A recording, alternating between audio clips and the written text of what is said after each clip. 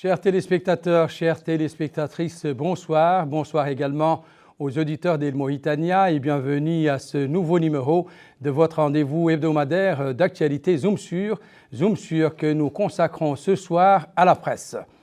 Comme il est de tradition, chaque 3 mai, la communauté internationale célèbre la Journée mondiale de la liberté de la presse.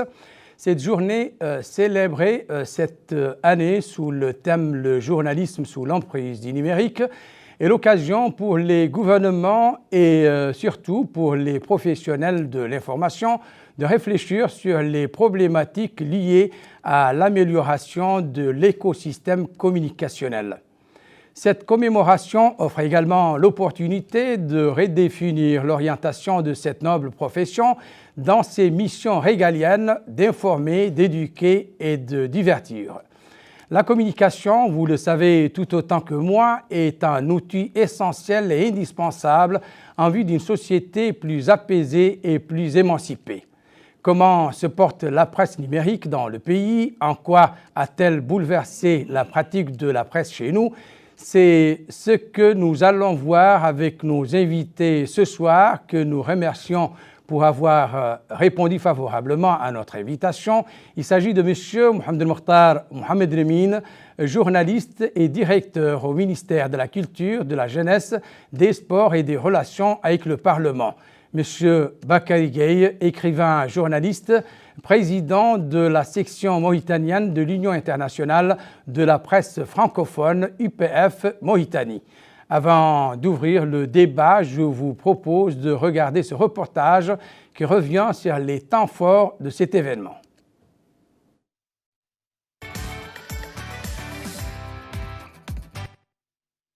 Le 3 mai, une date importante dans la vie de tout journaliste, célébrée hier par l'ensemble de nos confrères au niveau mondial.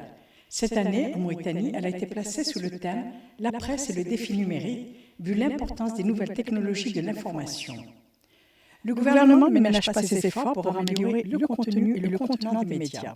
À cette occasion, le ministre de la Culture, de la Jeunesse, des Sports et des Relations avec le Parlement, M. Khattab Chebani, a indiqué que son département, en exécution du programme du président de la République, M. Mohamed El-Cheikh El-Ghazouani, et en application des recommandations de la Commission nationale pour la réforme de l'information, a entamé des mesures concrètes en concertation avec les acteurs du domaine, dont l'aspect juridique a axé sur l'amendement de la loi créant la haute autorité de la presse et de l'audiovisuel, ce qui lui donne de larges prérogatives portant sur toutes les composantes médiatiques, y compris l'information numérique et les réseaux sociaux. Il a ajouté au cours de la cérémonie organisée par le ministère hier soir à Nouakchott, à l'occasion de cette journée mondiale de la liberté de la presse, que dans le cadre du même processus du cadre juridique de la réforme, le département a élaboré la loi du journaliste professionnel qui définit les droits et les devoirs du journaliste et organise les dispositions d'attribution de la carte de presse dans de bonnes conditions. La révision de la loi sur la subvention publique à la presse privée, dont l'enveloppe financière a augmenté de 138 millions de guillas MRO, est également en cours, a-t-il dit. Le ministre a souligné que la célébration de cet événement s'est faite dans un climat marqué par l'esprit de concertation et de consensus national.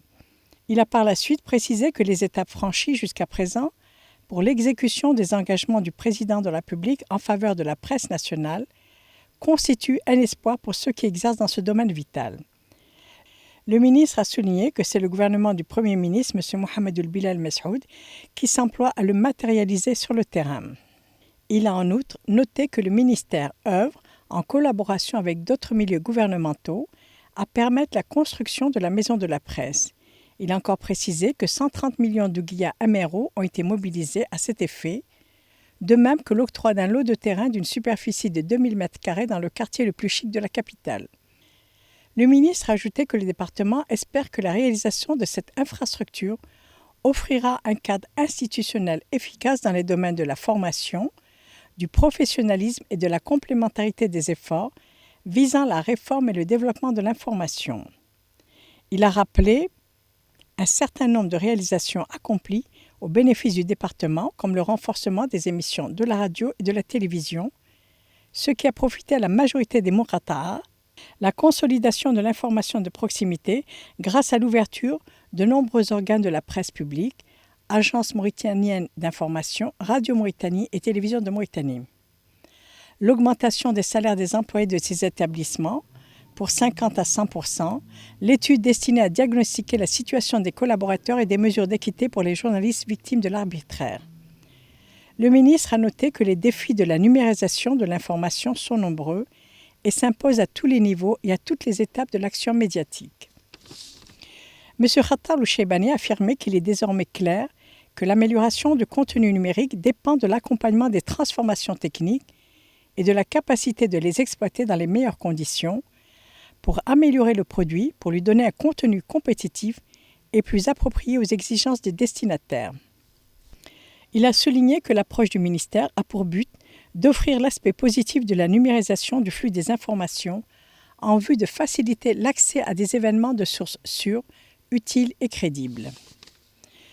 Le ministre n'a pas manqué de préciser que les départements comptent sur la presse et les acteurs dans le domaine de l'information pour éliminer les contenus mensongers et s'abstenir de publier les rumeurs et les informations tendancieuses. La Journée mondiale de la liberté de la presse a été célébrée par le ministère de la Culture, de la Jeunesse, des Sports et des Relations avec le Parlement par un somptueux dîner. La cérémonie a représenté l'occasion idoine pour toutes les parties prenantes d'échanger leurs points de vue et de débattre des problématiques qui se posent à la profession, dont la liberté de la presse dans le monde arabe.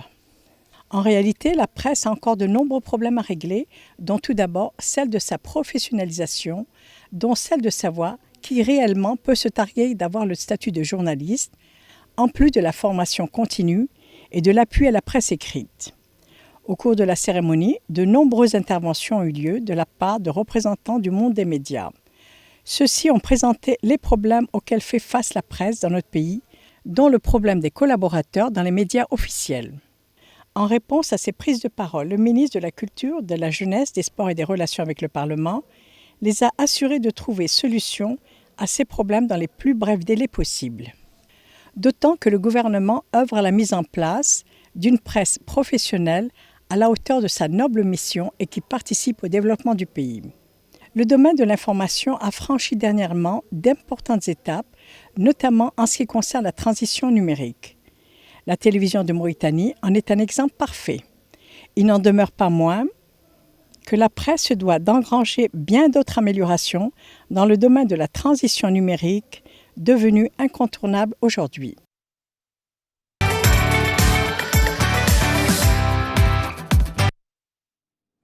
Rebonsoir et merci de rester parmi nous avant donc de faire l'état des lieux de ce secteur.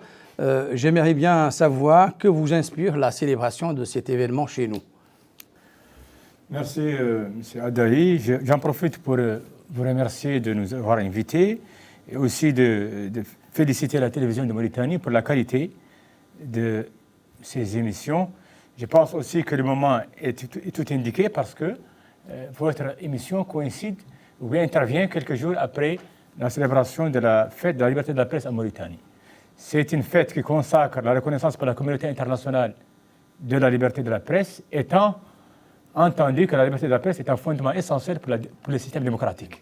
La première fois que cela a été célébré, c'était en 1994 à Windhoek, en Afrique du Sud, et depuis, l'UNESCO, avec les différents gouvernements, avec les corporations, célèbre cette journée. En Mauritanie, le gouvernement, chaque année, partage avec la presse cette célébration.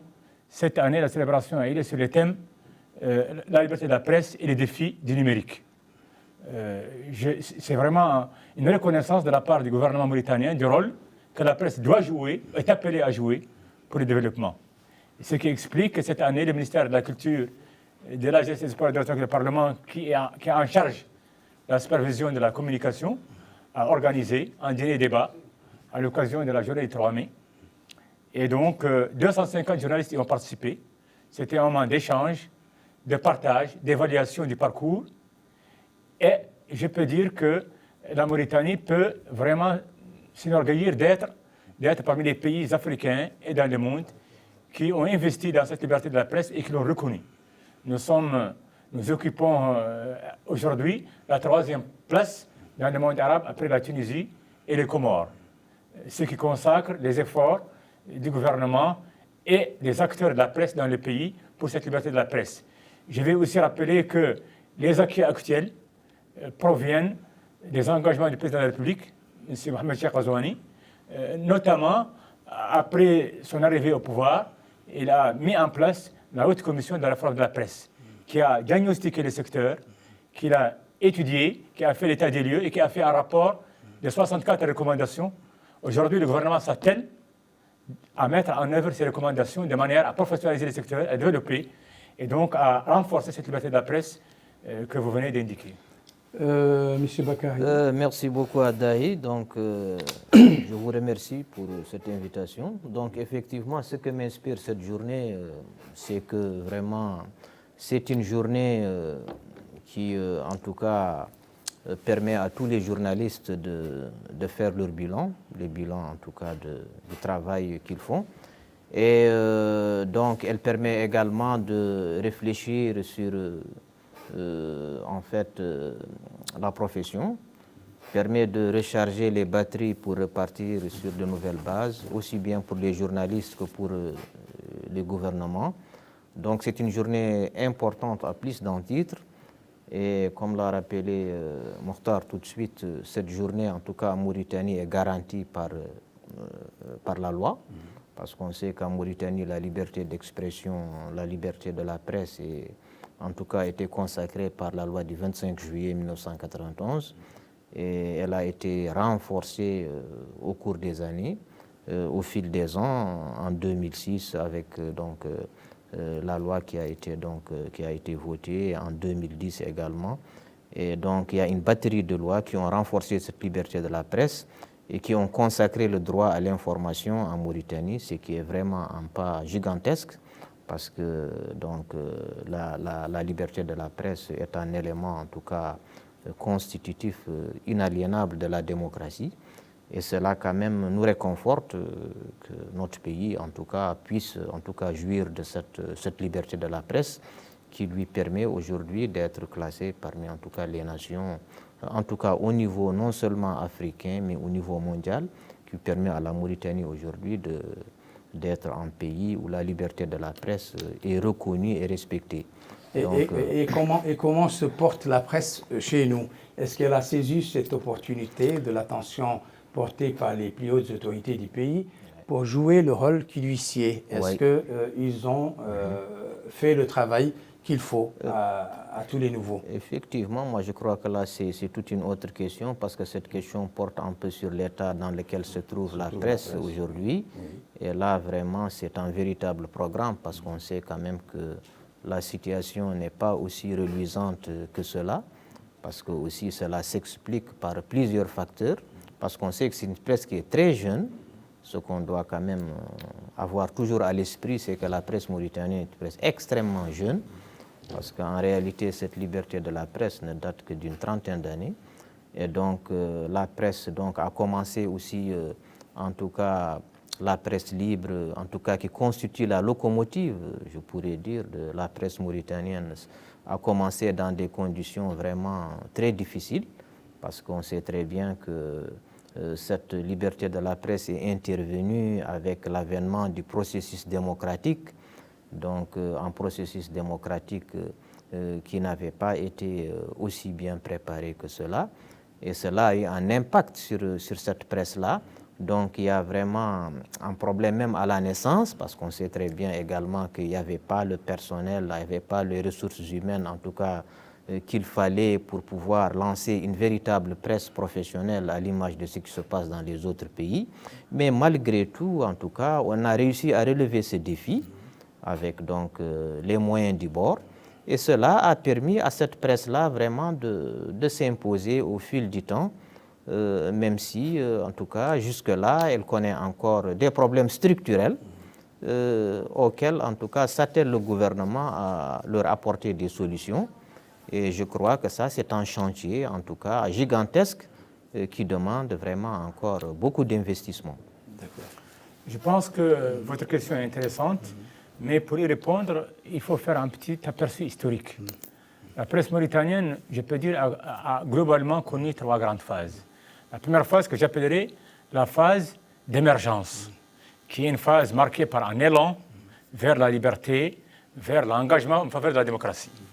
Et c'était une presse vraiment qui était très engagée, marquée politiquement en faveur des changements démocratiques, de la liberté d'expression et de la liberté. La deuxième phase est une phase que j'appellerais une phase plus ou moins de dérive. Il y a eu beaucoup de journaux, beaucoup de sites, de nombreuses organisations de la presse et naturellement, cela a posé des problèmes structurels, notamment en ce qui concerne la déontologie et le professionnalisme. Aujourd'hui, nous arrivons à une troisième phase, qui est une phase de maturation, je dirais. Il y a des entreprises de presse qui naissent. La corporation avec le gouvernement s'organise de manière à faire un état des lieux pour voir les problèmes et y répondre. Et tout à l'heure, j'étais en train de parler de la haute commission de la réforme mise en place par le président de la République. Elle a vraiment éclairé la situation de la presse. Et aujourd'hui, on sait que globalement, il y a des problèmes d'organisation, des problèmes déontologiques, des problèmes professionnels de formation. Et des questions de pratique, en plus des questions de financement. Ce sont les questions essentielles qui reviennent pour faire une analyse objective de la situation de la presse aujourd'hui dans le pays. Et effectivement, le gouvernement s'engage depuis 2 ans, 3 ans à trouver des solutions, notamment en renforçant la professionnalisation, en renforçant le financement, en favorisant l'émergence de véritables entreprises de presse, en investissant dans le domaine de la formation et de la professionnalisation et en essayant de cultiver la déontologie. Voilà les solutions qui reviennent le plus dans une analyse objective de la presse. Je voudrais dire qu'avec la naissance du numérique, d'autres défis sont apparus et d'ailleurs, la célébration par le ministère de la Culture avec la presse de cette journée 2022 a été célébrée sous le slogan, sous le thème « Journalisme sous l'emprise du numérique », étant donné que non seulement les problèmes que j'étais en train d'évoquer sont apparus à travers le parcours de la presse, mais également l'éclosion de la presse numérique a encore ajouté davantage de défis et de problèmes par rapport à cette presse. Mais je pense que la presse commence à s'organiser, elle prend conscience de son rôle, de son importance et des problèmes auxquels il fait face. Et le gouvernement appuie fortement les solutions en vue de professionnaliser et de régler les problèmes de la presse en Mauritanie. Donc, Bakary, en quoi les fake news ont-elles ou ont-ils du moins bouleversé la pratique de la presse chez nous? Effectivement, moi je crois que ça c'est un problème qui est mondial, ce n'est pas un problème spécifique à notre pays, parce qu'on sait qu'avec l'avènement de la presse électronique, la pratique du journalisme a changé un peu partout dans le monde. Donc ce n'est pas du tout une spécificité mauritanienne. Donc on sait également que avec en tout cas le déclin de la presse papier et avec donc l'arrivée de l'Internet, avec donc la couverture du pays, en Internet, cela a beaucoup facilité l'accès à ce qu'on appelle aujourd'hui les nouveaux médias. Avec la pandémie également, avec qui a imposé, effectivement, qui a imposé aux gens de rester chez eux. Effectivement, ça a accentué encore cela. Donc aujourd'hui, pratiquement tout le monde a accès à ce qu'on appelle donc ces réseaux sociaux-là. Et donc, il y a eu vraiment, on est face à une situation qui a pratiquement débordé. Et donc, le gouvernement lui-même, donc le pouvoir lui-même, ne peut plus contrôler tout cela.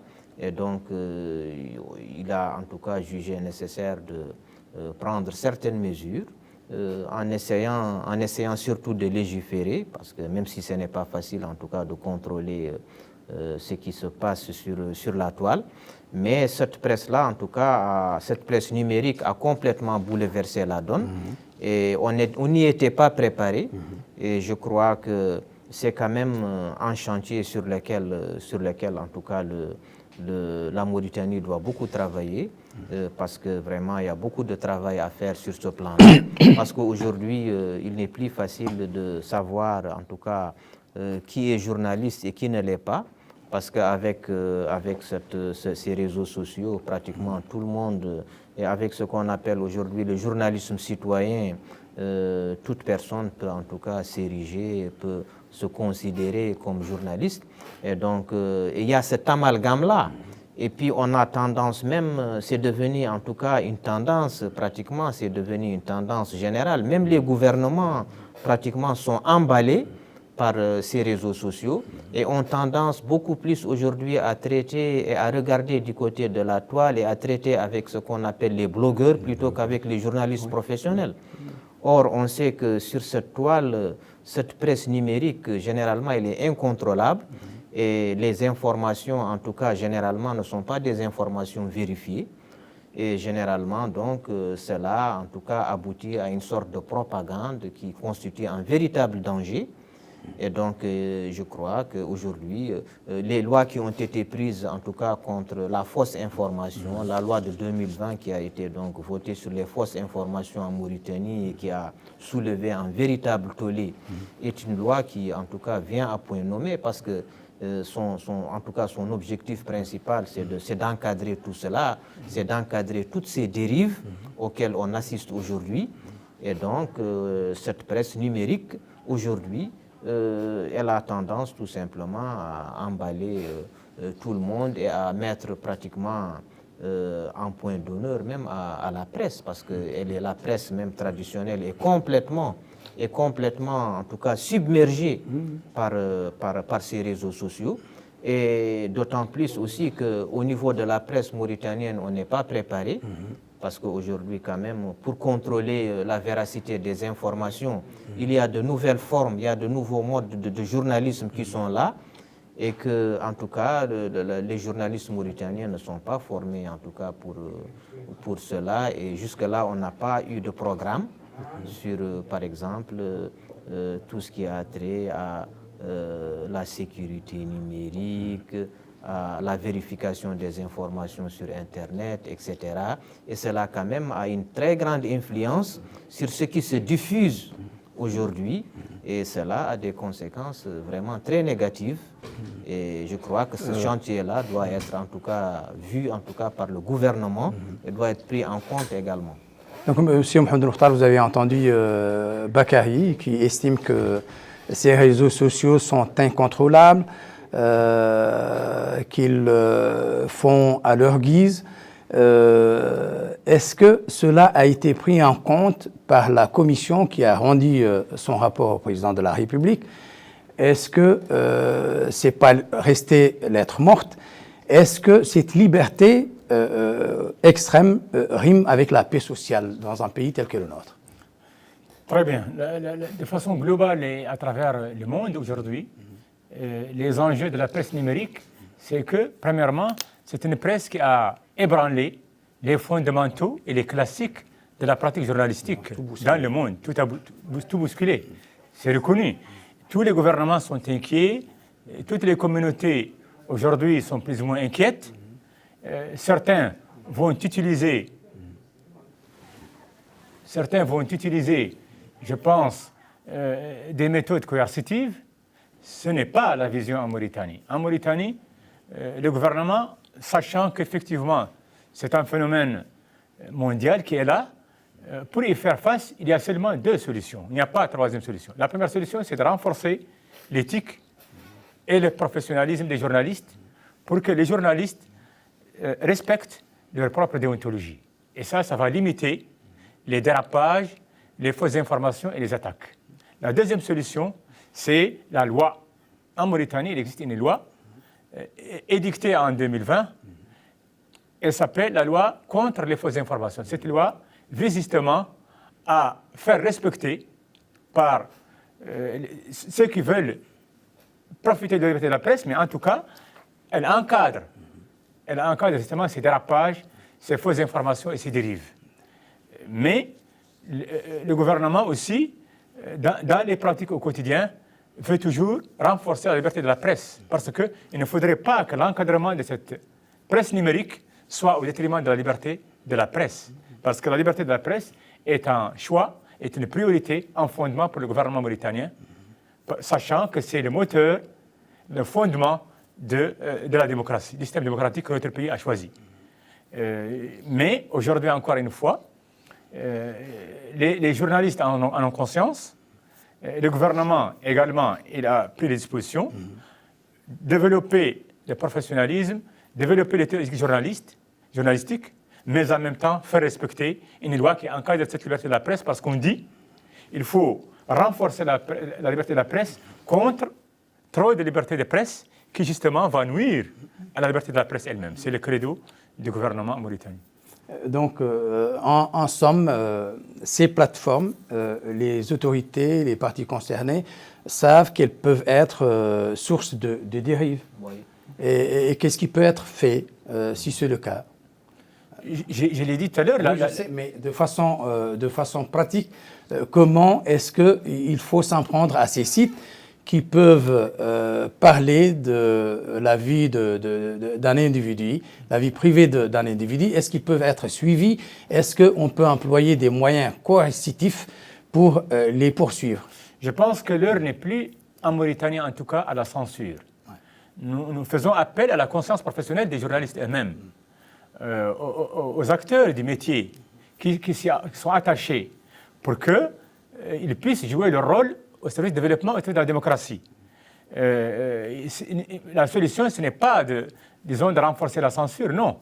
C'est un monde ouvert, la toile est ouverte, elle est empreinte de liberté, et nous voulons renforcer cette liberté. Mais, parallèlement, il y a des lois qui s'appliquent à tout le monde, ce sont les lois de la République, elles encadrent la liberté de la presse, elles encadrent le droit à l'information, et ces lois encadrent la pratique du métier des journalistes.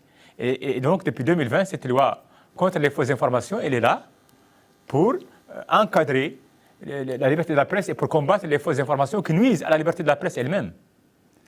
Donc, pour vous, Bakary... Je pense que les dispositions qui ont été prises récemment par le gouvernement dans le cadre de la mission de la HAPA entrent dans ce cadre-là. Parce que dorénavant, en tout cas, la HAPA aura un droit de regard, selon en tout cas ces nouvelles dispositions, et aura un droit de regard sur la presse électronique, ce qui est loin d'être le cas aujourd'hui. Oui, je sais. Parce que normalement, en tout cas, la HAPA, dans son rôle de régulateur, aurait dû avoir ce droit de regard-là, parce qu'aujourd'hui, nous savons que, en tout cas, la presse électronique, les sites électroniques vraiment diffusent n'importe quoi. Il n'y a pas que les sites. Effectivement. On sait qu'aujourd'hui, qu'aux écrans se sont substitués les téléphones, les smartphones, comme fournisseurs d'informations. De votre point de vue, vous qui êtes journaliste, qu'est-ce qu'il faut faire face à cette infraction? Moi, je crois qu'il faut donner aux journalistes les moyens de donner la bonne information. Et pour ce faire, il faut que les journalistes, d'abord qu'on ouvre les sources d'information aux journalistes, ce qui est loin d'être le cas aujourd'hui, parce qu'il y a un problème d'accès à l'information. Est-ce qu'on est sûr que tous les gens sont des journalistes? Est-ce qu'il y a des critères? Effectivement, effectivement, là, je crois qu'il va d'abord falloir faire le ménage dans un premier temps. Dans un premier temps, il est impératif de faire le ménage, parce qu'on sait très bien que tout le monde n'est pas journaliste. Même au niveau de la presse, même au niveau en tout cas, de ceux qui se disent journalistes, même au niveau de ce qu'on appelle des institutions de presse, il y en a qui ne respectent pas, en tout cas, le minimum de critères.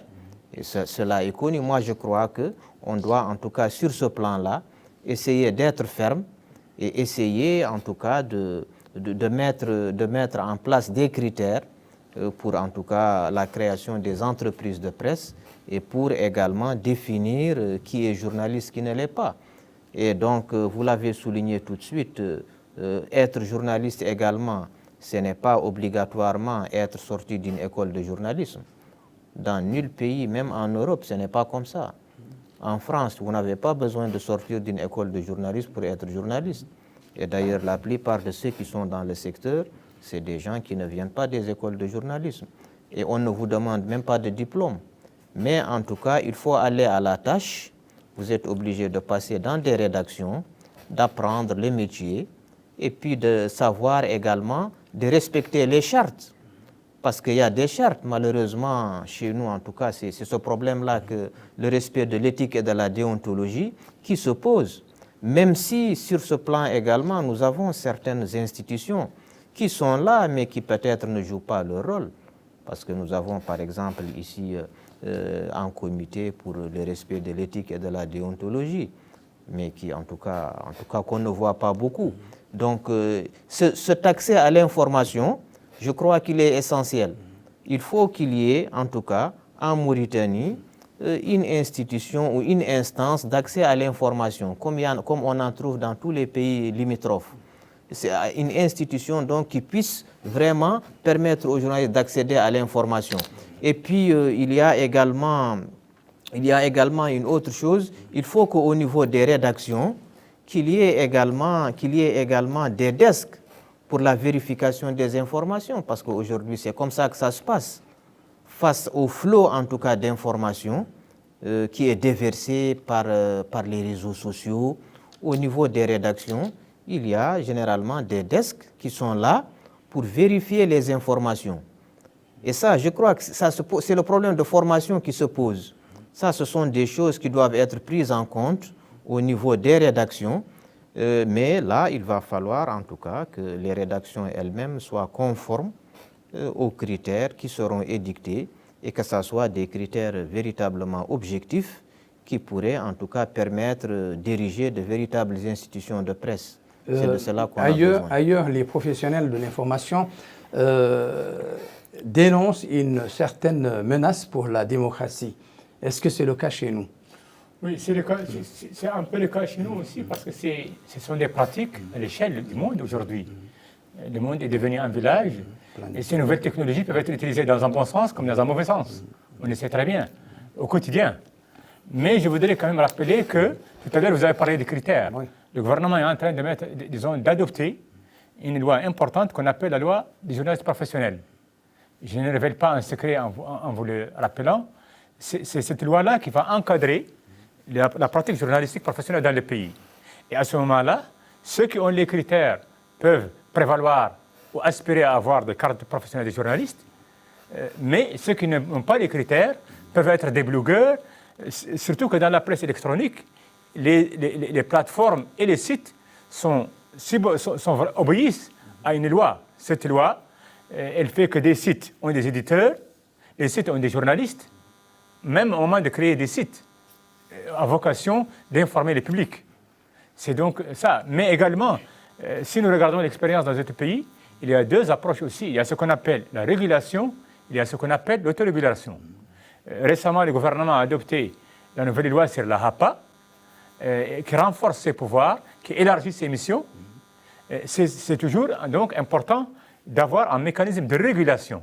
Mais en même temps, les journalistes doivent s'organiser de manière à renforcer l'autre mécanisme qui a fait ses preuves dans le monde, qu'on appelle l'autorégulation, c'est-à-dire la pratique déontologique par les journalistes eux-mêmes.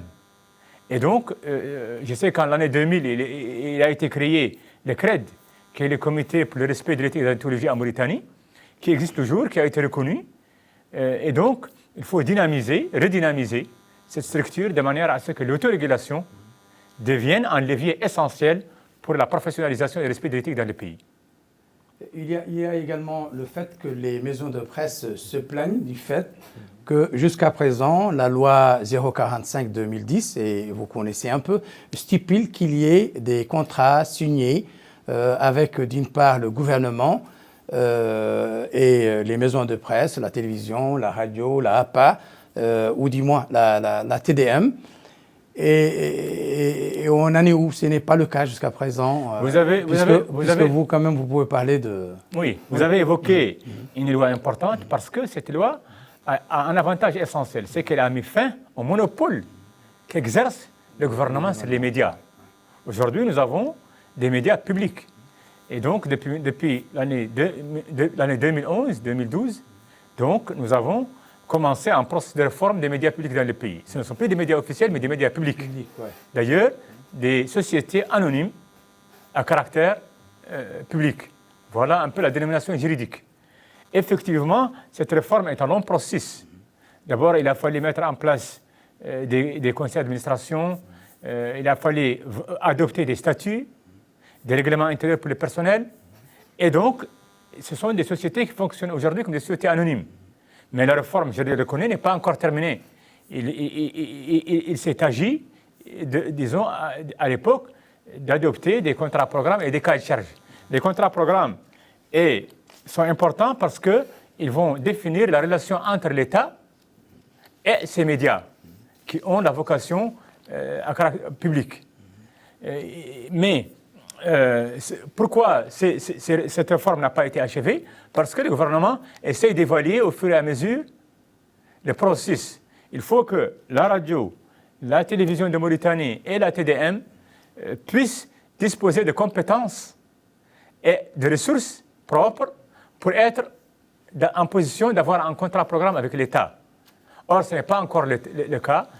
Avec l'accumulation des problèmes, avec les masses salariales importantes, avec les défis de la modernisation des équipements, ces médias publics continuent à demander et à avoir le besoin, disons, de l'appui constant de l'État. Mais il arrivera un moment, effectivement, où cette réforme sera adoptée définitivement, c'est-à-dire les paliers, les étapes qui restent, c'est-à-dire les cahiers de charges et les contrats-programmes, vont naturellement être adoptés, donc ce qui va permettre de clore ce processus de réforme des médias publics dans le pays.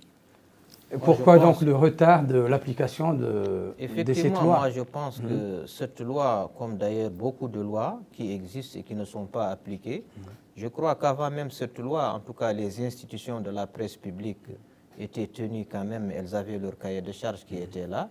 Et je pense bien que la HAPA est responsable de l'application de ce cahier de charges, qui généralement est loin d'être appliqué au niveau des médias publics. Même si aujourd'hui, on a quand même tendance à dire que dorénavant, ces médias publics sont devenus des médias de service public. C'est tout à fait normal parce que ces médias-là sont financés par l'argent du contribuable et elles ont des comptes à rendre parce que normalement, il doit y avoir en tout cas un service minimum pour informer le citoyen. Mais on se rend compte qu'en tout cas, sur ce plan-là, il y a beaucoup de choses encore qui restent à faire. D'ailleurs, c'est valable aussi pour la presse privée, parce qu'on sait que dans le domaine de la production, par exemple, vraiment, c'est pratiquement le parent pauvre, alors que les médias, normalement, ils doivent en tout cas être centrés essentiellement sur la production de contenu. Et donc, sur ce plan-là, il y a encore un très grand retard au niveau des médias publics qui sont financés donc, par l'argent du contribuable et qui, en contrepartie, ne permettent pas d'informer les citoyens, en tout cas de façon tout à fait suffisante. Et cela est valable également pour la presse privée, la presse donc écrite, la presse indépendante, parce que nous avons un problème de personnel tout simplement, un problème de ressources humaines. C'est pourquoi, en tout cas, je tiens également à le souligner. On tient à le souligner tous. Oui, effectivement, il va falloir en tout cas que ce problème de ressources humaines et ce problème de formation-là, que ça soit une priorité. Ah, ouais. Parce que la presse, quand on regarde aujourd'hui sur le plan de la production des contenus, c'est vraiment la portion congrue pratiquement. On ne produit pas vraiment au niveau de notre presse, que ce soit la presse publique ou la presse privée. Et quand on produit également, c'est pas un produit de qualité. C'est pas un produit de qualité. Ouais. Et ce n'est pas seulement, en tout cas, c'est pas un problème de moyens. En tout cas, moi je crois que pour la presse publique, en tout cas, pour la presse privée, cela peut-être s'explique par la question des moyens. Mais pour la presse publique, je crois que les moyens sont là. Ils réclament également, les établissements, effectivement, les moyens financiers. On continue à réclamer. Tant que ces cahiers de charges n'ont pas été signés, tant que ces contrats n'ont pas été... Effectivement, mais en tout cas, il y a toujours en tout cas cette boulimie-là pour ce qui est des financements, mais je crois qu'en tout cas, ils ont les moyens de leur politique et je crois que c'est au niveau en tout cas organisationnel, au niveau interne, que cela doit être revu pour que l'on puisse en tout cas proposer aux citoyens des contenus en tout cas de qualité qui lui permettent en tout cas d'être informés au jour le jour de ce qui se passe en tout cas dans le pays et dans le monde. Je crois qu'on doit quand même être plus ou moins rationnel. Je pense que ces médias publics, en tout cas, il faut le reconnaître, ont fait des avancées significatives par rapport en tout cas à la modernisation de l'équipement, par rapport à la pratique et par rapport surtout au rôle qui est dévolu. Ces médias publics, je le répète, aujourd'hui traînent beaucoup de problèmes. Ressources humaines, les dettes, c'est une accumulation de problèmes. Et donc, mais quand même, l'effort est là. On voit qu'il y a un effort de pluralisme politique, de pluralisme culturel à travers ces médias publics. On voit qu'une ouverture vers les différentes expressions nationales. Et en même temps, cette année particulièrement, on a vu que ces médias publics assurent une couverture assez correcte pour les questions de développement et surtout pour les questions sanitaires. Rappelez-vous, la pandémie Covid, Radio Mauritanie, la télévision de Mauritanie, la Mauritanie de France ont joué un rôle important. Ça veut dire que dans la sensibilisation, dans l'éveil des populations et sur d'autres questions de développement également. Vous savez, ces médias sont très sollicités. Et donc, par rapport aux moyens dont ils disposent, je pense qu'il y a un effort important qui a été fait. Il faut le reconnaître quand même. Même si, par ailleurs, on peut déplorer des problèmes de production, de ressources humaines, mais en tous les cas, je pense qu'il y a ces dernières années d'importantes avancées par rapport à ces médias publics-là. Est-ce que ce problème de qualité dans la production n'est pas lié à la formation, aux opportunités également de bourse qu'ont les journalistes pour se faire former, plus qu'à des moyens financiers? Est-ce que ce n'est pas ça le problème? Moi, je pense que c'est avoir un personnel pléthorique et...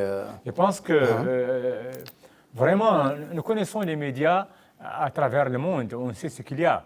La production coûte extrêmement cher. Les ressources dont dispose la télévision de Mauritanie ou Radio Mauritanie ne peuvent pas suffire à faire une bonne production. Tout juste permet à ces médias, ces résultats permettent à ces médias de pouvoir jouer le rôle d'informer le public, disons, et de jouer un rôle de sensibilisation qui est déjà louable. J'étais en train de parler tout à l'heure du rôle de ces médias pendant la pandémie que le pays a vécu ces 2 dernières années. D'autant plus que la réussite de n'importe quel projet de communication est tributaire un peu des moyens financiers, mais également de la liberté d'expression. Est-ce que c'est ce qui existe chez nous ou non? Non, moi je crois quand même. Il faut voir un peu le cas d'Al Jazeera. Oui, effectivement. Moi, je crois qui s'est imposé un peu partout, qui a commencé avec des moyens modestes, mais qui arrive à s'imposer aujourd'hui un peu partout. Moi, je pense que c'est le problème du modèle économique, et du modèle de gestion.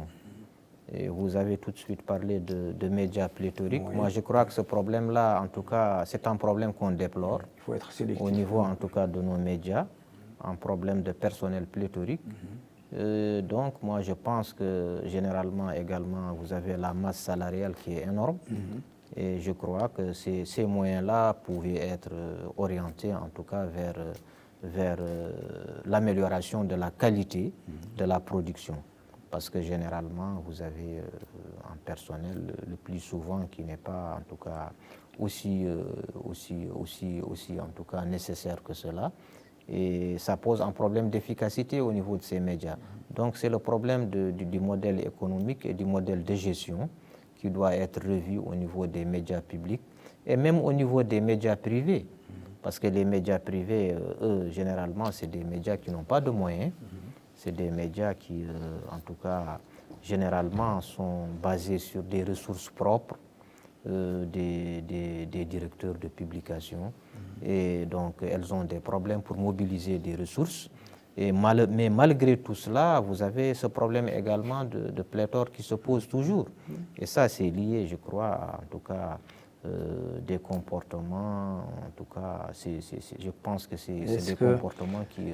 Est-ce que ces chaînes de télévision, ces radios, ces sites, est-ce qu'ils font des sondages d'opinion pour avoir le reflet un peu, le feedback de ce qu'ils font pour tenir en compte les aspirations de leurs auditeurs, de leurs téléspectateurs? Est-ce que c'est important? Oui, c'est important, mais je pense qu'il faut replacer les choses dans leur contexte. On ne doit pas comparer la télévision de Mauritanie à Al Jazeera. Al Jazeera est un média international. C'est un exemple que j'ai donné comme ça. Qui dispose beaucoup de moyens et peut-être même certains disent un projet politique. Oui, mais la condition était la liberté d'expression et les moyens financiers. Ils les avaient. Les missions assignées aux médias publics sont totalement différentes en Mauritanie des missions assignées à des médias internationaux. Les missions sont des missions d'informer et ce sont des missions de service public. Point. Or, j'ai dit, si on évalue correctement ces médias publics, on voit qu'il y a un effort de jouer ce rôle-là, de remplir ces missions qui leur sont assignées, à savoir... On n'a pas que le public chez nous, il y a des chaînes privées également. Oui, je vais y arriver. Mais là, je vais quand même rappeler que les missions principales de la télévision, de la radio et de la mauritanienne sur les médias publics, c'est, disons, d'être une expression nationale, d'informer le public et de jouer le rôle de service public en matière d'information. Mais en même temps, il ne faut pas dire que c'est seulement exclusif aux médias publics, c'est aussi valable pour les médias privés. Le gouvernement, 2021 et 2022, a mobilisé sur le budget de l'État 338 millions d'ouguiya destinés aux médias privés. Pourquoi? Deux raisons. Premièrement, pour assurer la promotion de ces médias, leur développement, renforcer la liberté de la presse, mais surtout pour leur devoir de contribuer à l'information du public. La loi sur l'aide à la presse, la loi sur l'aide à la presse exige que pour qu'un média privé puisse prétendre, aspirer à l'aide publique à la presse, il doit jouer un rôle d'information du public. En contrepartie de cette mission et de ce rôle d'informer le public, il reçoit un appui de l'État. Oui. Voilà. Mais aujourd'hui... C'est pour notre droit à l'information. À l'information. On doit aujourd'hui se demander quelle est la part d'information apportée par les médias publics pour le public mauritanien et celle apportée par les médias privés en contrepartie des ressources que l'État mobilise annuellement au profit du développement de la presse privée. Voilà une question. Mais il n'y a pas mieux que des hommes de communication comme vous qui peuvent nous dire est-ce que ce que ces médias publics proposent aux téléspectateurs, à l'auditeur, aux citoyens de façon générale mauritaniens, est-ce que ça lui donne satisfaction ou non? C'est ça le... Moi, à mon avis, on a des médias publics de notre politique. Chez vous, dans votre salon, vous regardez, vous êtes satisfait de suivre les émissions et les débats. Je pense qu'on doit simplement regarder la télévision de Mauritanie, Radio Mauritanie et la Mauritanie d'information pour les missions qui leur sont confiées. Et pour les chaînes privées, c'est différent. Parce que ce sont des chaînes commerciales qui doivent contribuer à informer le public, à diversifier l'information, mais en même temps, c'est une expérience naissante. Elle a commencé en 2012. Elle n'a pas encore été évaluée. Mais elle touche l'argent du contribuable. Dès l'instant où l'État leur donne de l'argent, il faut que cela se justifie. Je pense que l'un des problèmes majeurs que nous avons, à la fois pour la presse privée et la presse publique, c'est qu'il n'y a pas une enquête d'audimat. En même temps, cette expérience de libéralisation de l'audiovisuel, qui a commencé en 2012, n'a pas encore été évaluée objectivement. Le gouvernement le fera. À l'issue de cette première évaluation, la loi 045, dont vous avez parlé tout à l'heure, cette loi-là, prévoit le développement de l'autre forme de communication, ce sera la radio, la presse associative. Mais ce processus ne peut être fait que si on évalue cette expérience première, c'est-à-dire on a des radios et télévisions commerciales privées qui fonctionnent depuis presque maintenant une dizaine d'années. Quel est leur apport en matière de pluralisme? Quelle est leur contribution en vue de l'éveil? Quel est leur rendement? Quelle est la qualité? Quel est leur coût? Quel est leur rendement en matière de production? Quel est leur apport culturel? Etc. etc. C'est ce questionnement-là qui va permettre, pendant l'évaluation, de dire cette expérience, si elle est concluante, quel est le problème de ces médias privés? Faut-il avancer vers d'autres étapes de la libéralisation de l'audiovisuel? Moi, je pense que votre question est très pertinente, en tout cas qui a trait à l'évaluation de l'appréciation que les téléspectateurs ou que les auditeurs ont de la télévision nationale ou de la radio nationale. Je crois que c'est une question qui se pose, en tout cas sur la scène. Et effectivement, parce que la télévision, aujourd'hui, les médias, en tout cas publics, n'ont plus le droit à l'erreur depuis 2010, depuis en tout cas l'ouverture de l'espace audiovisuel, parce que dorénavant, elles ont des concurrents. Donc, elles sont concurrencées par les médias privés, même si par ailleurs, ces médias privés-là, on ne leur a pas donné les moyens, en tout cas, de pouvoir émerger. Et on sait que pratiquement, depuis leur création, elles sont en train de végéter. Elles sont en train, en tout cas, de se complaire dans des problèmes financiers inextricables qui empêchent vraiment leur envol. Et donc, cela pose un véritable problème parce que le téléspectateur, l'auditeur, généralement, il n'a pas beaucoup de choix. Il est obligé d'être rivé sur la télévision nationale parce que, tout simplement, les télévisions privées ne lui donnent pas, en tout cas, quelque chose de différent. Parce qu'on a l'impression que c'est en quelque sorte un programme uniforme entre la presse audiovisuelle privée et la presse publique. Généralement, c'est pratiquement les mêmes programmes. Et donc, c'est des programmes effectivement qui peuvent être appréciés différemment par les téléspectateurs, parce qu'on trouve en tout cas que la plupart en tout cas des téléspectateurs préfèrent généralement être rivés sur des télévisions concurrentes, parce que tout simplement elles n'ont pas les programmes, parce que leurs attentes n'ont pas trouvé satisfaction au niveau de la télévision nationale. Et je crois que ça, quand même, c'est un problème qui est là et on en est conscient.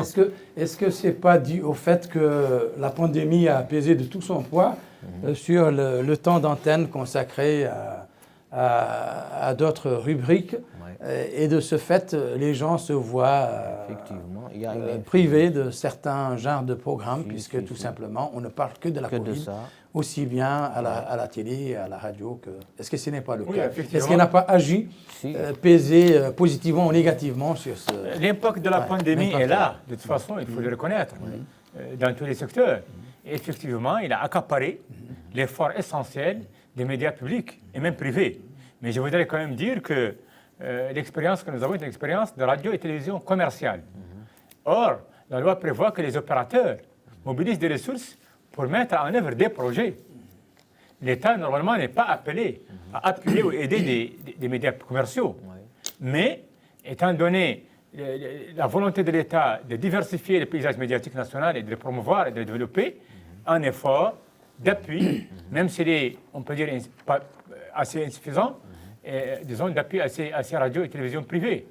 Mais je crois qu'il est maintenant temps d'évaluer cette expérience en vue de développer notre paysage médiatique à travers de nouvelles étapes. Je crois que c'est tout à fait nécessaire et indiqué. Et avant de finir, le dernier rapport de Reporters sans frontières paru récemment place la Mauritanie à la 97e place sur une échelle de 175 pays en 2017.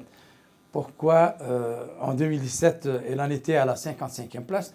Pourquoi c'est être rétrogradé à cette place 42 points de moins qu'en 2017? Toujours est-il que, je l'ai rappelé tout à l'heure au début de mon intervention... Vous l'avez placé en 3e position. Voilà. Est-ce que ce n'est pas par rapport aux pays africains? Non. Ça, c'est à l'échelle internationale. Je parle du monde arabe. D'accord. Monde arabe. Nous avons la 3e place au niveau du monde arabe. Ce qui est une place remarquable. Oui. Mais en même temps, je suis journaliste, j'ai été longtemps directeur de la presse, je sais que nous contestons fortement les rapports. Nous contestons fortement les rapports et le classement et le baromètre annuel de la Reporters sans frontières, parce qu'on sait qu'il y a du lobbying là-dedans, on sait que les critères ne sont pas tout à fait objectifs, ils font appel à des enquêteurs locaux, et donc parfois l'information est dévoyée, les données réelles ne sont pas transmises correctement, et parfois le prisme dans lequel le pays est vu, ça peut poser des problèmes. Mais en tous les cas, je sais que la liberté de la presse, on est là, se porte mieux que par le passé. Ce qui ne se reflète pas dans le baromètre de Reporters sans frontières. Aucun journaliste n'a été traduit en justice pour ses écrits. Aucun journaliste, et l'État fait un effort. Je vous ai dit qu'en 2021 et 2022, l'État a mobilisé 338 millions d'ouguiyas au profit de la presse privée. On est à la fin de cette émission, donc on est à 2 minutes justement. Je voudrais juste Est-ce que vous avez un dernier mot? Oui, sur le rapport effectivement de Reporters sans frontières. Effectivement, c'est une véritable dégringolade parce que quand même reculer de 42 places, c'est vraiment énorme parce que ces dernières années, la Mauritanie avait toujours été très bien classée. Mais je pense que ce classement s'explique par les dernières lois qui ont été prises dernièrement depuis 2018, parce qu'il y a eu certaines lois. Il y a eu la loi d'abord sur le terrorisme, il y a eu la loi sur la cybercriminalité, donc la dernière loi sur les fausses informations. Cela a beaucoup impacté en tout cas l'image de la Mauritanie, parce que même si, comme l'a souligné Mokhtar tout de suite, généralement, c'est regardé par un prisme qui n'est pas vraiment très aussi objectif que cela, mais ces lois-là qui sont jugées des lois répressives, et qui sont appliquées aux journalistes, parce que les journalistes, normalement, doivent être, en tout cas, tout simplement vus sous le prisme de la loi sur la presse et pas sur les autres lois.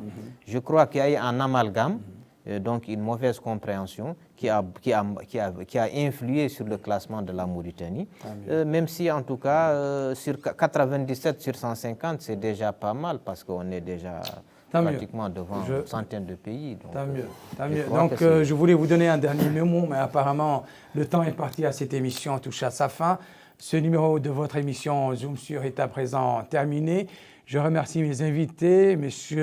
Mohamed El-Mokhtar, Mohamed Lemine, directeur au ministère, journaliste d'abord, et directeur au ministère de la communication, M. donc Bakary Gueye, écrivain, journaliste, président de la section Mauritanie de l'Union internationale de la presse francophone, IPF, à Mauritanie. Je remercie également tous les journalistes qui ont participé à cette émission pour avoir mis de leur temps pour la réussite de ce Zoom sur. Mes remerciements vont également à toute l'équipe de rédaction et aux caméramans ici présents, particulièrement à Madani Dramé pour la réalisation de cette émission et les journalistes que vous ne voyez pas, qui sont à la régie et qui sont capables de faire des efforts pour vous mettre dans de bonnes conditions. Je vous souhaite une excellente soirée sur les antennes de El Mauritania et à très bientôt.